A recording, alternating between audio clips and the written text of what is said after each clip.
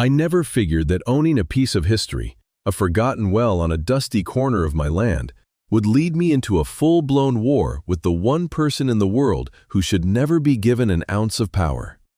My name is Jack, and for the better part of 20 years, I've lived in a quiet little corner of what eventually became the Oak Creek Estates. I bought my 5 acres back when it was just undeveloped county land, a patchwork of fields and old-growth trees bordered by a meandering creek. I built my house myself, put up a workshop for my business, and settled into a life of peaceful work. My company specializes in water systems, drilling new wells, maintaining pumps, filtration, that sort of thing. It's a good, honest trade. Water is life, and I've always found a deep satisfaction in helping people secure it. My property was the first one out here.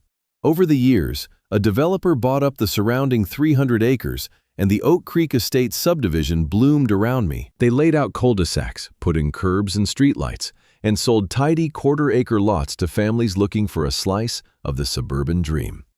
I kept my 5 acres, a little island of rustic self-sufficiency in a sea of manicured lawns. My place was grandfathered in, exempt from most of the rules that would eventually come to govern the neighborhood. It was a point of quiet pride for me. For the first decade, the Oak Creek Homeowners Association was mostly a formality. It was run by a rotating cast of easygoing residents whose primary concerns were organizing the annual summer barbecue and making sure the little playground by the entrance was kept in good repair. Dues were low and meetings were brief and sparsely attended. We were neighbors. We looked out for each other. If someone's fence was leaning, you'd offer to help them fix it on a Saturday, not send them a violation notice.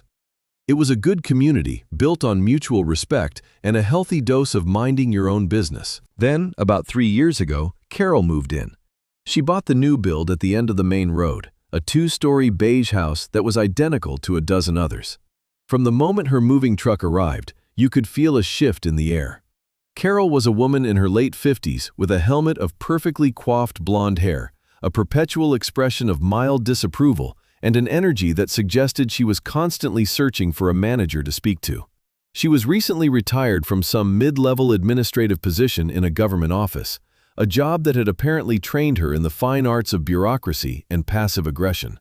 She started by attending the HOA meetings, which was a novelty in itself. At first, she just observed, her pen scratching furiously in a little notebook. Then she started asking questions. Pointed questions. According to Article 4, Section B, Subsection 3 of the Covenants, are satellite dishes required to be shielded from street view? She'd ask, her voice carrying a sharp, accusatory tone. The board members, usually a couple of dads in flannel shirts who just wanted to get back to the football game, would shuffle papers and mumble non-committal answers. Within 6 months, through a campaign of sheer, relentless persistence, Carol had gotten herself elected to the board. A year after that, she was the president. The old, easygoing members had all resigned, worn down by her constant procedural challenges and her encyclopedic knowledge of the HOA's bylaws, a document most of us had only skimmed once when we bought our homes. Under her leadership, the HOA was no longer a benign neighborhood club. It became an instrument of her will. The changes started small. A flurry of notices went out. Trash cans could no longer be visible from the street except on collection day. Basketball hoops had to be taken down at night. Holiday decorations had to be removed within 7 days of the holiday itself. Each new rule was accompanied by a letter from Carol, written in a cloying, condescending tone that explained how these measures were essential for maintaining our community's property values and aesthetic standards. Most neighbors just grumbled and complied. It was easier than fighting. The fines were minor at first, $25 here, $50 there, but the notices were aggressive and threatening. My property, with its grandfathered status, was mostly immune. My workshop, my gravel driveway, my slightly overgrown fence line, they were all protected. Carol knew it, and I could tell it ate at her. She'd sometimes drive past my house, slowing down to a crawl, her head craned as she scanned my 5 acres for any possible infraction. I'd be out in the yard and give her a friendly wave, which only seemed to deepen the scowl on her face. My only real interaction with her in those early days was indirect. My next-door neighbor, Mr. Henderson, was a widower in his 80s who had lived in his house since the development was built. He was a sweet old man who loved his garden. Carol began a relentless campaign against him, fining him for weeds in his flower beds, for a small crack in his driveway, and for the unapproved color of his garden gnome's hat. I started going over on weekends to help him with his yard work, pulling weeds and patching the concrete, just to keep her off his back. Mr. Henderson was distressed and confused. "I just don't understand, Jack," he told me one afternoon. "I've lived here for 15 years. We were all friends." I told him not to worry, that some people just had a pathological need to be in charge. Then came the summer of the Great Drought. It was a brutal one. For weeks on end, the sun beat down from a cloudless sky, and the temperature hovered in the high 90s. Lawns turned to brown, brittle straw. The creek that gave our neighborhood its name slowed to a muddy trickle. The county implemented strict water restrictions, limiting outdoor watering to 1 day a week. The HOA, under Carol's iron-fisted rule, took it a step further. She sent out an emergency edict banning all outdoor water use, effective immediately. To preserve our community's shared resources, the notice read, any resident found using municipal water for irrigation, car washing, or any non-essential purpose will be subject to a $500 fine for each occurrence. This is where my old well came into the picture. When I first bought my land, long before the city water lines were ever run this far out, I had drilled a well. It was a good one, tapping into a deep, reliable aquifer. It had served as the sole water source for my house for years. When the developer put in the municipal water system for Oak Creek Estates, they ran a line to my property line as part of the deal. I connected my house to it for convenience, but kept the well operational as a backup and for irrigating my large garden and the small orchard of apple trees I'd planted. It was my water, on my land, completely separate from the city system everyone else used. So, as the neighborhood lawns crisped and withered, my patch of green remained an oasis. I had a vegetable garden that was the envy of my friends and enough apples every fall to make cider for half the county. During the drought, I kept my garden alive with the cool, clear water from my well. I wasn't flaunting it. I watered early in the morning or late in the evening. But in a neighborhood of brown, my thriving green was impossible to miss. It took about a week for the inevitable confrontation. I was out one sweltering Tuesday morning checking the drip lines on my tomato plants when a car screeched to a halt on the road in front of my property. It was Carol's beige sedan. She got out and marched across the parched public easement toward my fence line, clutching a clipboard to her chest like a shield. "Jack," she called out, her voice sharp and strained. "I need to speak with you." I straightened up, wiping the sweat from my brow with the back of a gloved hand. "Morning, Carol. Something I can help you with?" She stopped just short of my fence, her eyes scanning my lush garden with a mixture of fury and triumph. "You are in clear violation of the emergency water conservation mandate," she announced, as if she were reading a verdict. I leaned against a fence post and gave her a calm, patient smile. It was a smile I had perfected over years of dealing with difficult clients. "Carol, I appreciate your concern for the community's resources," I said, my tone deliberately reasonable. "But this water isn't from the city, it's from my private well." She scoffed, a short, ugly sound. "A private well," she repeated, her voice dripping with disbelief. "There are no private wells in Oak Creek Estates. All water is supplied by the municipal utility, and its use is governed by the HOA's emergency measures." "That's not quite right," I replied, still keeping my voice level. "My property predates the development. I have my own well, and it's not connected to the city system in any way. It's completely separate. It's been here for 20 years. Her eyes narrowed. This was the moment she had been waiting for, a chance to finally nail me on something. She saw an opening, a chink in my grandfathered armor. "An unapproved, unregistered well is a far more serious violation," she declared, her voice rising with excitement. "That's a matter of county code, not just HOA rules. It's a health and safety hazard, an illegal water source." I sighed. The morning was too hot for this. "Carol, it's not illegal. It was drilled and registered with the county 2 decades ago, all permits in order. You're welcome to look it up. It's a matter of public record. She was not to be deterred by facts. Her narrative was already written. "I don't believe you," she snapped. "I see you, watering your lawn, flaunting your disregard for the rules and for your neighbors who are all making sacrifices." "It's a garden, not a lawn," I corrected gently. "And I'm not using their water." "It doesn't matter," she practically shrieked, her face turning a blotchy red. "You are creating a visual blight of inequality and undermining the authority of this board. I am issuing you a formal warning. Cease all outdoor water use immediately. If I see this sprinkler on again, you will receive a $500 fine. And I will be reporting your illegal well to county code enforcement first thing this morning. We'll see what they have to say about this." She spun on her heel and stomped back to her car, the clipboard held tight against her chest. She slammed the door and sped away, leaving a cloud of dust in her wake. I stood there for a long moment, the gentle hiss of my drip irrigation system suddenly sounding like an act of defiance. I knew this was just the beginning. Carol wasn't looking for compliance, she was looking for a fight, and she had finally found a battlefield she thought she could win on. I shook my head, turned back to my tomatoes, and resolved to let the county official, when they inevitably showed up, do the talking for me. I had the law on my side. I had the paperwork. What I didn't realize was that for a person like Carol, facts were just minor inconveniences on the road to total control. A few days later, just as I'd predicted, a white pickup truck with the county logo on the side pulled into my driveway. A man in a crisp uniform and a hard hat got out, looking uncomfortable in the oppressive heat. I met him by my workshop. "Morning," he said, offering a hand. "Mark from Code Enforcement. We got a complaint about an unpermitted well on this property." I shook his hand. "Morning, Mark. I'm Jack. I figured you'd be stopping by. The complaint was from Carol, the HOA president, I assume?" He gave a weary nod.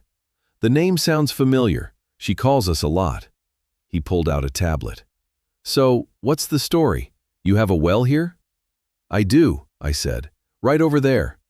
I pointed to the discreet wellhead near my orchard. Drilled in 1998. Fully permitted and inspected at the time. I run a well drilling business, so I tend to keep my own house in order. I led him to my office in the workshop and pulled out a dusty file folder. It contained the original permit from the county, the geological survey, the inspection certificate, and my annual water quality test results, all in perfect order. Mark spent a few minutes looking everything over, swiping through screens on his tablet to cross-reference the permit numbers. "Yep, here it is," he said finally, sounding relieved. "Permit number 98-743B. All looks good, Mr. Jack. You're perfectly compliant. The well is registered, and your tests are up to date." I don't know what the complainant was on about. "She has a thing about rules," I said with a shrug. "She thought I was violating the HOA's watering ban." Mark chuckled. "Yeah, we've been getting calls about that all over the county. An HOA can't regulate a private water source that isn't part of their system. That's between you and the county, and as far as we're concerned, you're golden. Sorry to have wasted your time." "No waste at all," I said. "I appreciate you coming out to confirm it." He handed me a carbon copy of his report. "Here, this officially closes the complaint. No violation found. Maybe show this to your HOA president next time she comes around." I thought about it for a second. I could march over to Carol's house, wave the paper in her face, and savor the victory. But I knew it wouldn't work. It would just make her angrier, more determined to find something else. I decided to keep the report in my back pocket. I would continue to act as if nothing had happened. This was a battle of attrition, and I wasn't going to give her the satisfaction of a confrontation. The very next day, a certified letter arrived in my mailbox. It was from the Oak Creek Estates Homeowners Association, signed by Carol. Inside was a formal violation notice and a bill for $500 for unauthorized use of water resources in defiance of Emergency Mandate 2018-01. There was a grainy photo, clearly taken with a telephoto lens from the street, of my sprinkler running in the pre-dawn light. I sighed and tossed the letter onto the pile of mail on my kitchen counter. I wasn't going to pay it. It was illegitimate, and we both knew it. I also knew that ignoring it was what she wanted. It allowed her to escalate. This was no longer about a well, it was about her authority. My quiet, legal defiance was a direct challenge to her reign. The fines kept coming. Another one a week later, then another. The letters became more threatening. They mentioned further legal action, liens against your property, and all available remedies under the governing documents. I ignored them all. Meanwhile, the drought worsened. The neighborhood started to look truly desolate. Mr. Henderson's prize-winning roses, which he'd babied for years, were shriveled and dead. The beautiful oak trees that gave the community its name were dropping their leaves in July. People were miserable. The community's misery was Carol's stage. She patrolled the streets in her air-conditioned sedan, slowing down whenever she saw someone outside, as if to remind them of her surveillance. Her weekly email newsletters were filled with self-congratulatory prose about the necessary sacrifices everyone was making and reminders of the steep penalties for non-compliance. She was positioning herself as the stoic leader guiding her people through a crisis, but the crisis she was most interested in was the one she was manufacturing with her own residents. The impact on the community went beyond brown lawns. The strict ban meant people couldn't top off their pools, which quickly turned into green, mosquito-infested ponds. The community playground, which had a small splash pad for kids, was shut down. Mail delivery was even affected. One day, the mail carrier, a friendly woman named Denise, told me the HOA had threatened to fine the postal service because one of their trucks had leaked a small puddle of radiator fluid on the street. "I've never seen anything like it," she said, shaking her head. "It's like living under a microscope." My green garden became a source of both hope and tension. Some neighbors would stop by my fence and look at it longingly. "It's beautiful, Jack," one woman said, her voice wistful. "It reminds me of how things are supposed to be." But others, I could tell, were starting to resent it. They saw what Carol wanted them to see. One man living by a different set of rules while they all suffered. The fines against me had become a topic of neighborhood gossip. Carol was making sure of that, mentioning at an open board meeting that there was one resident who refuses to cooperate and that the board was pursuing escalating enforcement. She was isolating me. Mr. Henderson was taking it the hardest. Carol had fined him $250 because some of his dead rose bushes were creating a visual blight. He showed me the letter, his hand trembling. "I tried to water them, Jack," he said, his voice cracking. "Just a little bit, with a bucket. She must have seen me. I can't afford this." That was the turning point for me. This wasn't just about my well anymore. It was about a bully terrorizing a vulnerable old man. It was about a community being held hostage by one person's ego. My passive resistance wasn't enough. It was time to fight back. But I knew I couldn't fight Carol on her turf, the labyrinthine world of HOA bylaws.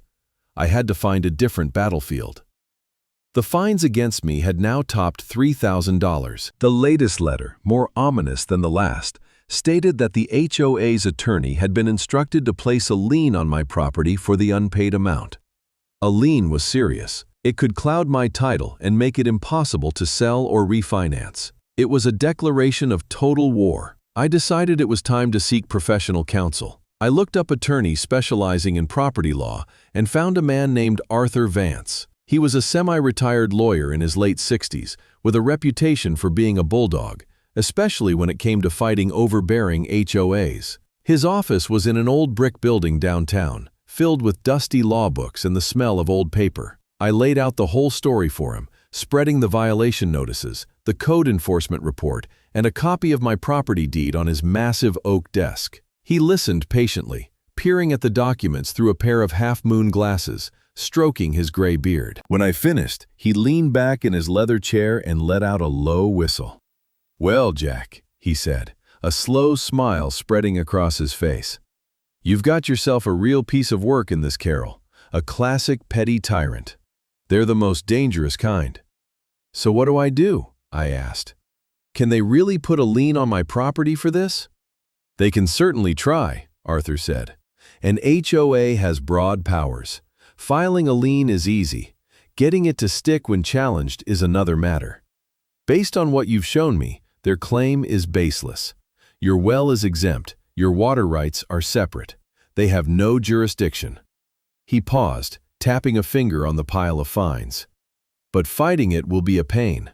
It will cost you time and money. We can send them a strongly worded letter, threaten a countersuit for harassment.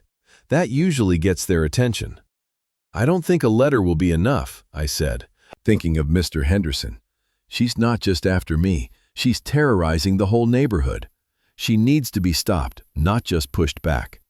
Arthur looked at me over his glasses, his expression sharpening. "You want to go on the offensive then? Not just defend, but attack." "I want to end this," I said firmly, "for good." He nodded slowly. "I like your style. To do that, we need leverage, something bigger than a dispute over a well. We need to find something she's done, something the HOA has done, that is a fundamental breach of their authority or a violation of a much more serious law." He gestured to the mountain of paper on his desk. "The answer is usually in the documents: bylaws, covenants, meeting minutes, financial statements. People like Carol, they love rules, but they're often so focused on enforcing them on others that they get sloppy with their own compliance." "The HOA is a black box," I said. "Carol controls all the information." "Not from a homeowner who makes a formal request," Arthur replied, a glint in his eye. "As a member of the community, you have the right to inspect the association's records. It's state law. We'll draft a formal records request. We'll ask for everything: the last 5 years of financial statements, all contracts with vendors, the minutes from every board meeting. It'll be a mountain of paperwork. She'll probably try to stonewall or charge you exorbitant copying fees, but the law says she has to provide it." And so, the investigation began. Arthur drafted a formal, legally intimidating request for records, and I sent it via certified mail. As predicted, Carol's response was hostile. She replied that the request was overly broad and burdensome, and that I would have to pay $2 per page for copies, a fee that would have run into the thousands. Arthur fired back a letter, citing the state statute that limited copying fees to 25 cents a page, and gave her a deadline of 10 business days to comply, or face a lawsuit to compel disclosure. Checkmate. A week later, I received a call from Carol's secretary, a nervous-sounding woman who told me there were some boxes for me to pick up at the community clubhouse. I drove over and found 6 large cardboard banker's boxes filled to the brim with documents. It was a classic power move: drown the opposition in paperwork. She was hoping I'd give up. She underestimated me. My business involves meticulous record-keeping. I live and breathe paperwork. For the next 2 weeks, I turned my dining room table into a war room. Every evening after work, I'd sit down with a box of documents, a pot of coffee, and a pack of highlighters. I read through every line of every page: meeting minutes, bank statements, invoices, contracts. It was as tedious and mind-numbing as it sounds. For days, I found nothing but the mundane details of running a subdivision: contracts for lawn mowing, invoices for pool chemicals, payments for insurance. I started to notice some small oddities. There were payments to a consulting firm I'd never heard of, Aesthetic Compliance Solutions, LLC. The invoices were vague, just listing consulting services for a flat $5,000 a month. There were also unusually high legal fees paid to a firm I didn't recognize long before my own conflict had started. But there was no smoking gun. Arthur had given me a specific instruction. "Pay attention to the big things they take for granted," he'd said. "Utilities, land use, infrastructure.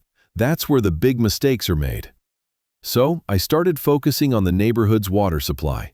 The entire development, all 150 homes, was serviced by the city. But according to the financial records, the HOA wasn't paying the city's water utility. Instead, they were making a massive monthly payment to the original developers corporation, Oak Creek Holdings LLC, for water access rights. It was one of the HOA's single biggest expenses, far more than the standard municipal rate would have been. This was strange. Why wouldn't they just pay the city directly? I pulled out the thick binder containing the covenants, conditions, and restrictions, the CC&Rs, the master document for the entire development. I started reading the section on utilities, and then I found it. A single, bizarre sentence in a long, dense paragraph about water service.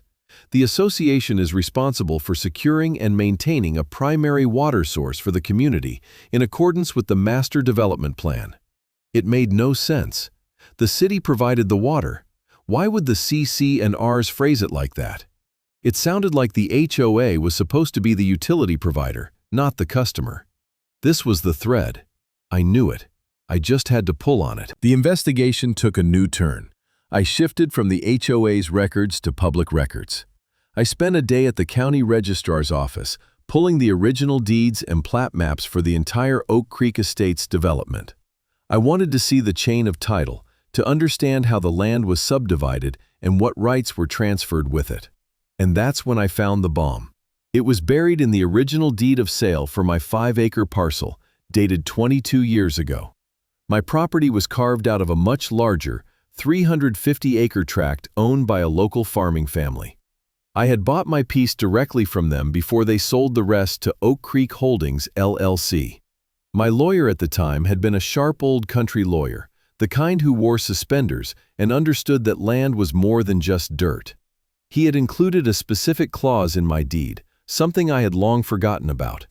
I read it once, then twice, my heart starting to pound in my chest. Along with the land, the deed granted me sole and exclusive rights to the subterranean water and accompanying aquifer known as the Grayson Aquifer, underlying the entirety of the original 350-acre parcel described in Exhibit A. Exhibit A was a map of the entire tract of land that would become Oak Creek Estates, plus my 5 acres. My old lawyer had secured me the water rights for the entire future development. The farming family had sold the surface rights to the developer, but the water rights, the most valuable part of the land in this dry part of the country, had already been sold. To me. I sat there in the dusty records office, staring at the faded ink on the old document. It was like finding a treasure map where X marked the spot right under my own feet. The developer, Oak Creek Holdings, LLC, had built 150 houses on land for which they did not own the primary water rights. They had connected all those houses to the city water main, but they had never legally secured the right to the water flowing through those pipes. The Grayson Aquifer, which my little well tapped into, was the very same source that the municipal utility drew from for this entire sector of the county. Suddenly, everything clicked into place. The strange payments from the HOA to the developer. The developer had realized their colossal screw-up years after the fact. They couldn't get the water rights from me without admitting their mistake and paying me a fortune. So, they had cooked up a backroom deal. They were likely leasing the right to use the city water from the city and then selling that access to the HOA at a huge markup, all under the guise of providing the community's primary water source as stipulated in the CC and Rs.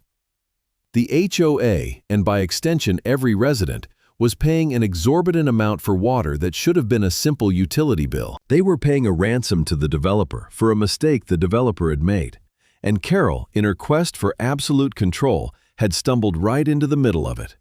She was fining me for using water from a well, which was my right, drawing from an aquifer that I, not the HOA or the developer, legally owned. Her threats to put a lien on my property were hollow. I didn't just have a right to my well, I held the key to the entire neighborhood's existence. I immediately drove to Arthur Vance's office. I walked in without an appointment and laid the deed on his desk. He read the clause, then read it again. He looked up at me, his eyes wide behind his glasses. For the first time since I'd met him, he looked genuinely stunned. "My God, Jack," he breathed. This is not a smoking gun. This is a nuclear bomb." The strategy shifted instantly. We were no longer on the defensive. We were no longer just trying to get Carol to back off. We were in a position of absolute power. "So what's the plan?" I asked, a feeling of grim satisfaction settling over me. Arthur leaned forward, a predatory gleam in his eye. "The plan," he said, "is to let your opponent walk directly into the kill box. There's an HOA meeting next week, isn't there? The annual one?" I nodded. "Yes, Carol's big State of the Union address." "Perfect," Arthur said. "We're going to that meeting, and we're not going to say a word until she brings up your name. And she will. People like her can't resist a public shaming. We'll let her make her case, let her rant about your illegal well and your refusal to pay the fines. We'll let her dig her own grave in front of the entire community. And then, when she's finished, you are going to stand up and end her career." He also made a few calls. One was to a contact he had at the county water board, and another was to a senior partner at the law firm representing the developer, Oak Creek Holdings. He didn't give them the details, just a cryptic message. "I suggest you have a representative present at the Oak Creek Estates annual HOA meeting on Tuesday night. It will concern your ongoing water access agreement. You'll want to be there." The week leading up to the meeting was the longest of my life. I continued to water my garden, but now it felt different. It was no longer a simple act of defiance, but the prelude to a reckoning.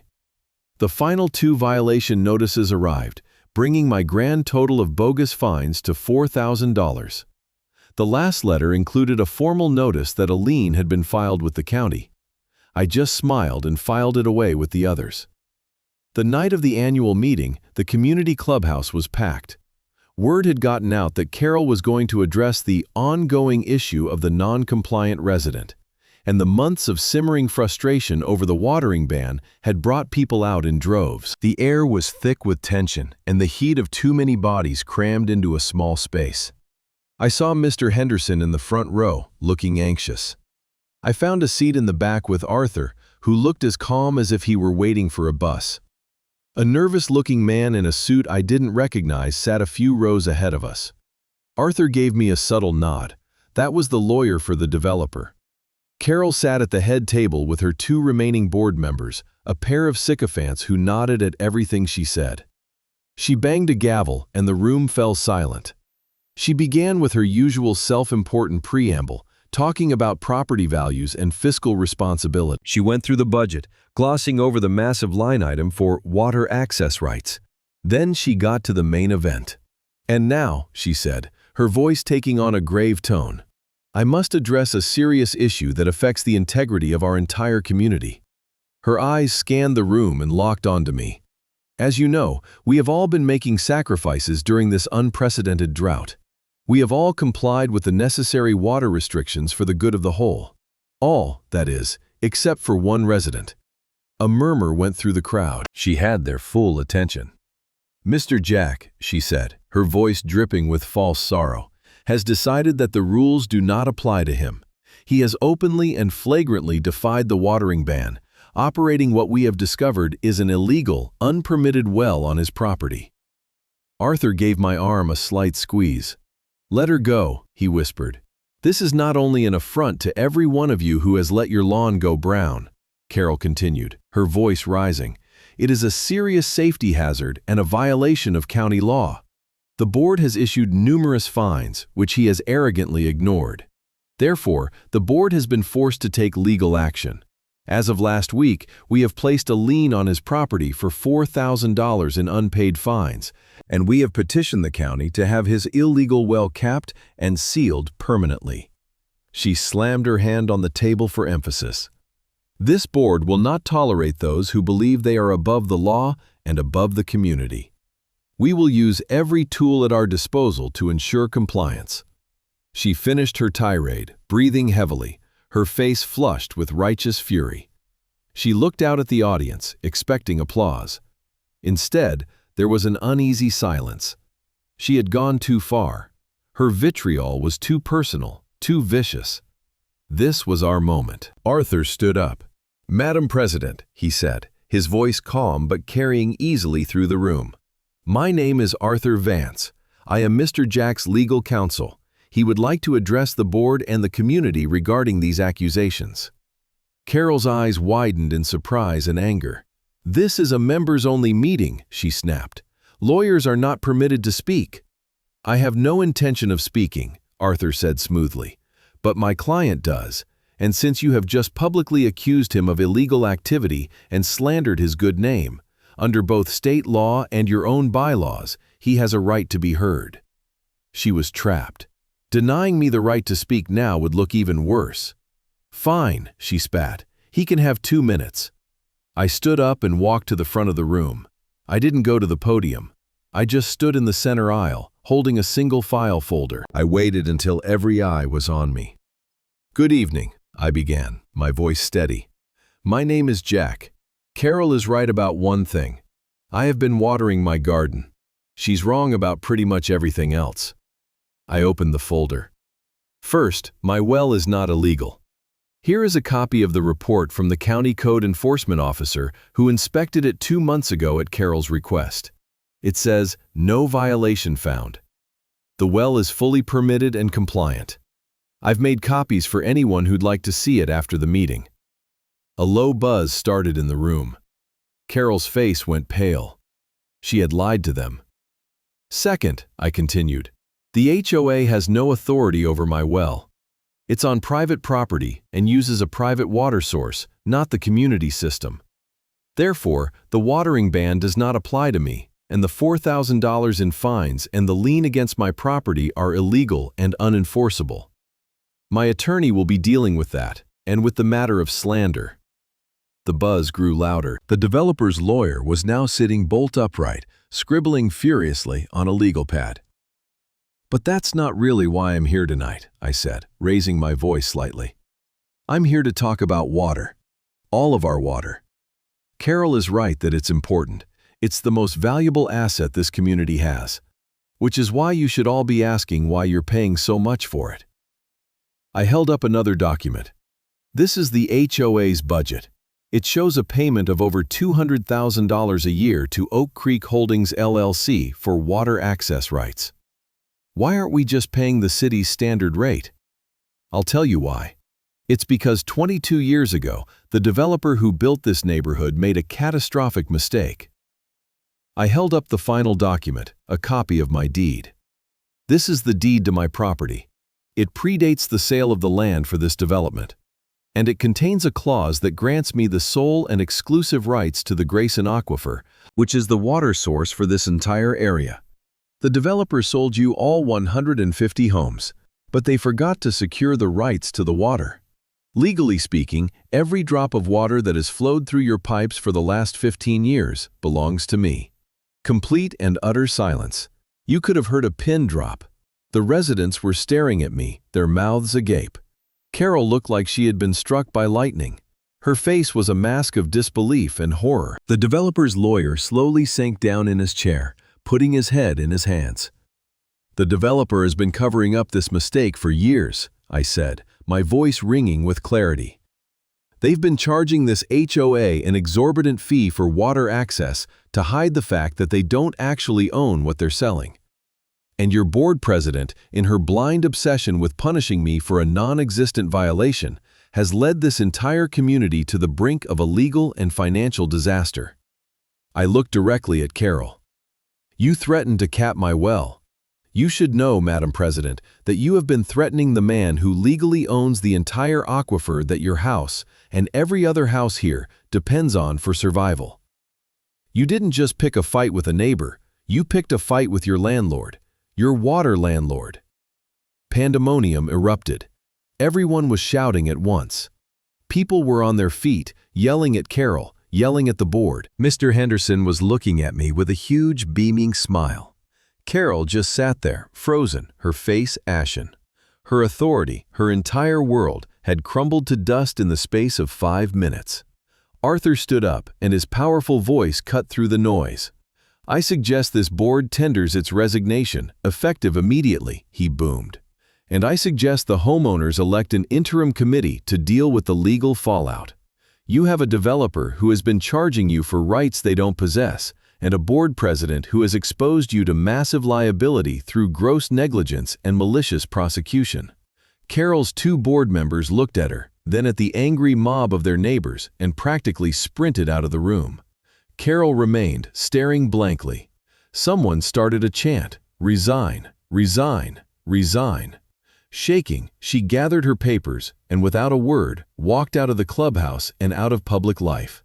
The aftermath was swift and brutal, just as Arthur had predicted. An interim board was formed that night, with Mr. Henderson surprisingly volunteering and being unanimously elected as its temporary chairman. His first act was to formally apologize to me on behalf of the community and to vote to expunge all fines and withdraw the illegal lien. The legal consequences for Carol were severe. The new board, with Arthur's guidance, launched a full audit of the HOA's finances during her tenure. They discovered that Aesthetic Compliance Solutions LLC, the mysterious consulting firm, was a shell corporation registered to Carol's maiden name. She had been paying herself $5,000 a month from HOA funds for services that were never rendered. It was straight-up embezzlement. Combined with the gross negligence regarding the water contract, the new board had no choice but to turn the findings over to the district attorney. Carol was arrested a month later. The trial was short. Faced with irrefutable evidence of fraud and embezzlement, she pleaded guilty. She was sentenced to 2 years in state prison and ordered to pay back every cent she had stolen from the community, plus punitive damages. Her house went into foreclosure to cover the restitution, and she was forced to sell it at a loss. The developer, Oak Creek Holdings, was in an even deeper hole. Their lawyer tried to argue that my water rights were invalid, but the clause in my deed was ironclad. Faced with a massive lawsuit from the HOA for decades of fraudulent billing and the prospect of the entire development's water being shut off, they came to the negotiating table. I didn't want to be a tyrant. That was never the point. I met with the new HOA board and the developer. I don't want to gouge anyone, I told them. I just want this to be fair, and I want the neighborhood to be secure. We worked out a deal. I legally granted permanent water rights to the Oak Creek Estates Homeowners Association in exchange for 2 things. First, a one-time payment from the developer that was substantial enough to make them feel the pain of their mistake. Second, the HOA would pay me a modest annual fee for the rights, a tiny fraction of what they had been paying the developer, which I immediately dedicated to a new community fund for capital improvements and to help elderly residents like Mr. Henderson with their home maintenance. The HOA's dues were cut in half overnight, and the community was more financially secure than ever. The community itself was transformed. With Carol gone, the old spirit of neighborliness returned. The draconian rules were all repealed at the first meeting of the new permanent board. People put their basketball hoops back up. Mr. Henderson's garden, with my well water now officially sanctioned for his use, bloomed more beautifully than ever. The neighborhood felt like a neighborhood again, not a prison camp. I became something of a local legend, the guy who owned the water. I mostly found it embarrassing, but I was glad I had done it. I had been pushed into a fight I never wanted, but by standing my ground, I had liberated an entire community. About 2 years after the big meeting, I was in the local grocery store, picking out some vegetables. As I rounded the end of an aisle, I almost bumped into a woman who looked vaguely familiar. She was stooped, with dull graying hair, and she was wearing a stained tracksuit. It took me a second to realize it was Carol. She had clearly served her time and was out. She saw me, and for a moment, a flicker of the old anger flashed in her eyes. But it was gone as quickly as it came, replaced by a weary, defeated emptiness. She looked down at the floor, mumbled, "Excuse me," and shuffled away with her cart, which contained a frozen dinner and a carton of milk. I felt no triumph, no satisfaction, just a quiet, profound sense of pity. Her obsession with power had cost her everything, and she had nothing left. I never wanted to be a hero. I'm a man who likes his work, his privacy, and his quiet piece of land. I like solving practical problems, like how to get clean water out of the ground. But I learned that sometimes the most practical problem you have to solve is a person who has forgotten that rules are meant to serve people, not the other way around. Petty tyrants thrive in the silence of those who are too afraid or too tired to fight back. They build their little kingdoms on intimidation and apathy. But I also learned that when a community finally decides it has had enough, when neighbors stand together for the simple principles of fairness and reason, even the most entrenched little dictator doesn't stand a chance. The foundation of their power is an illusion, as fragile as a house built on land without the rights to its own water. Today, the Oak Creek Estates is a peaceful, thriving community. My well still waters my garden, and the aquifer beneath our feet, now properly and fairly managed, continues to provide for us all. And I'm back in my workshop, doing the work I love, secure in the knowledge that the best way to maintain a community isn't with an iron fist, but with a helping hand and a deep, reliable source of common sense.